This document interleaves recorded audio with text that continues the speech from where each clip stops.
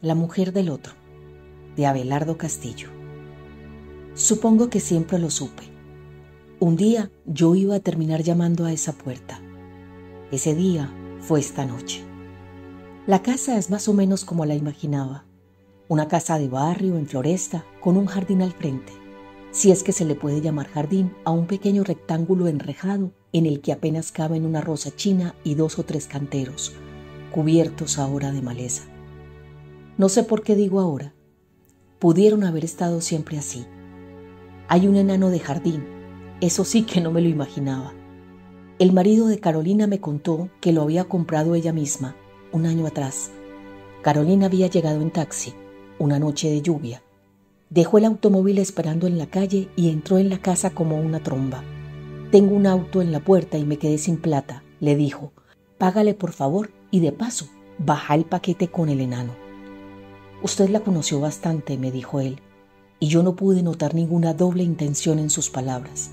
Ya sabe cómo era ella. Le conté la verdad. Era difícil no contarle la verdad a ese hombre triste y afable. Le contesté que no estaba seguro de haberla conocido mucho. «Eso es cierto», dijo él pensativo. «No creo que haya habido nadie que la conociera realmente». Sonrió sin resentimiento.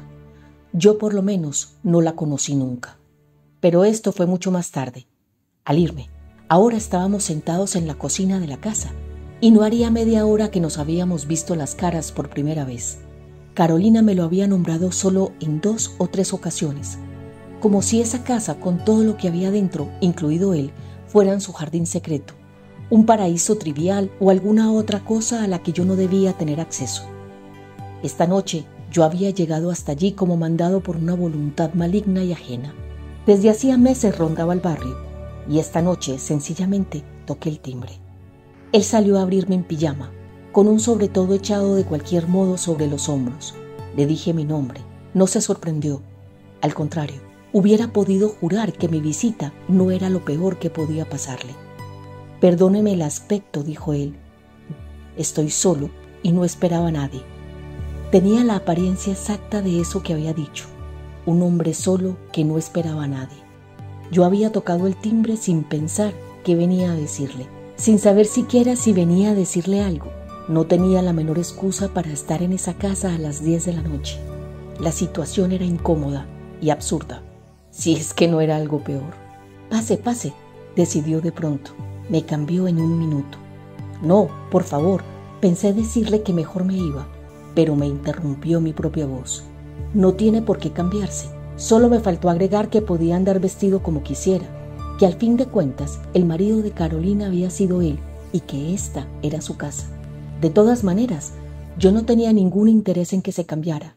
Tal vez haría bien en callarme lo que sigue, pero sentí que cualquier cosa que fuera lo que yo había venido a buscar, me favorecía estar bien vestido frente a ese hombre en pantuflas y con un sobretodo encima del saco de pijama. Eso al llegar.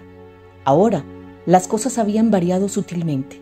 Él estaba de verdad en su casa, en su cocina, junto a una antigua estufa de hierro, confortablemente enfundado en su pijama, y yo me sentía como un embajador de la luna. «¿Toma mate?», me preguntó con precaución. Es increíble, pero le dije que sí. Tomar mate era un modo de permanecer callado, de darse tiempo. Carolina, con toda su suavidad y sus maneras, a la mañana, a veces también tomaba mate. Era muy cómica. Chupaba la bombilla con el costado de la boca como si jugara a ser la protagonista de una letra de tango. No, no era eso. Tomaba mate con cara de pensar. Usted se preguntará a qué vine. No, nunca me pregunto demasiadas cosas y siempre supe que algún día íbamos a encontrarnos. Sonrió con los ojos fijos en el mate. Pero ya que lo dice, ¿a qué vino? Quise sentir agresión o desafío en su voz. No pude. La pregunta era una pregunta literal, sin nada detrás. O con demasiadas cosas, como aquello de la cara de pensar de Carolina, por ejemplo. Yo conocía y amaba esa cara. La había visto al anochecer en alguna confitería apartada, mientras ella miraba a su fantasma en el vidrio de la ventana, sorbiendo una pajita. La había visto de tarde, en mi departamento, mientras ella mordía pensativamente un lápiz, cuando me dibujaba uno de aquellos mapitas o planos de lugares y casas en los que había vivido de chica. Casas y lugares que por alguna razón parecían estar más allá de las palabras y de los que siempre sospeché que jamás existieron o no en las historias que ella contaba. Bueno, sí, yo también había mirado muchas veces esa cara ausente y desprotegida, más desnuda que su cuerpo, pero nunca la había mirado de mañana, mientras Carolina tomaba mate. Pensé que tal vez debería estar agradecido por eso. Sin embargo, no me resultó muy alentador. Me iba a pasar lo mismo más tarde con la historia del enano. Él acababa de preguntarme a qué había venido. No sé. Hice una pausa. La palabra que necesité agregar era deliberadamente malévola. Curiosidad, dije. Me doy cuenta, murmuró él. No sé qué quiso decir, pero causaba toda la impresión de que sí, de que en efecto se daba cuenta. Llegué a mi departamento después de la 1 de la mañana, lo que significa que estuve con él cerca de 3 horas. Sin embargo, no recuerdo más que fragmentos de nuestra conversación, fragmentos que en su mayor parte carecen de sentido. Hablamos de política, de una noticia que traía el diario de la noche, la noticia de un crimen. Hablamos de la inclemencia del invierno en Buenos Aires. Ahora tengo la sensación de que casi no hablamos de Carolina. En algún momento, él me preguntó si yo quería ver unas fotos. Fotos, dije. No pude dejar de sentir que esa proposición encerraba una amenaza. Imaginé un álbum de casamiento, fotografías de Carolina en bikini, fotografías de los dos riéndose o abrazados, sabe Dios qué tipo de imágenes. Fotos, repitió él, fotos de Carolina. Hice uno de esos gestos vagos que pueden significar cualquier cosa. Es un poco tarde, dije. No son tantas, dijo él, poniéndose de pie. Hace mucho que no las miro. Salió de la cocina y me dejó solo. Yo aproveché la tregua para observar a mi alrededor. Intenté imaginar a Carolina junto a esa mesada, o en puntas de pie, tratando de alcanzar una cacerola, un hervidor de leche. Tal vez era algo como eso lo que yo había venido a buscar a esa casa. En una de las paredes vi 2 cuadritos muy pequeños. Me levanté para mirarlos de cerca. No me dijeron nada. Era algo así como mínimas naturalezas muertas, ínfimas cocinas dentro de otra cocina. ¿Cómo saber si ella los había colgado? ¿Cómo saber si habían significado algo el día que los eligió? Cuando él volvió a entrar, traía un pantalón puesto de apuro sobre el pantalón de pijama y un grueso pullover que me pareció tejido a mano. Traía también una caja de cartón. Se sentó un poco lejos de mí y me alcanzó la primera fotografía. Carolina sola. Detrás, unos árboles que podían ser una plaza o un parque. Descartó varias y me alcanzó otra. Carolina sola, arrodillada junto a un perro patas arriba. Miró 3 o 4 más, una de ellas con mucho detenimiento.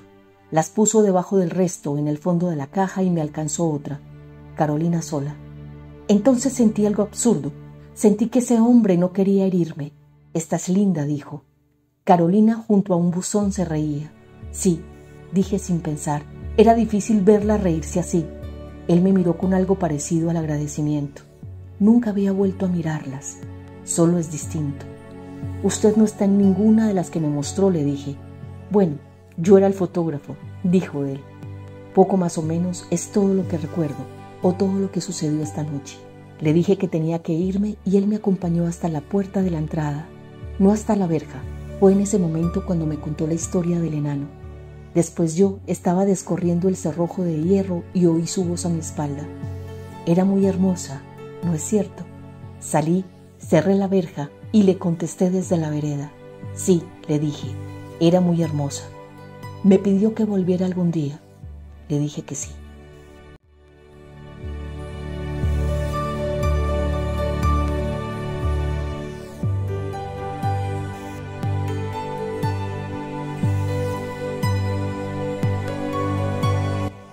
Mientras subo un cuento nuevo, te invito a darle me gusta a esta historia, compartirla con tus amigos y suscribirte al canal. Hasta la próxima.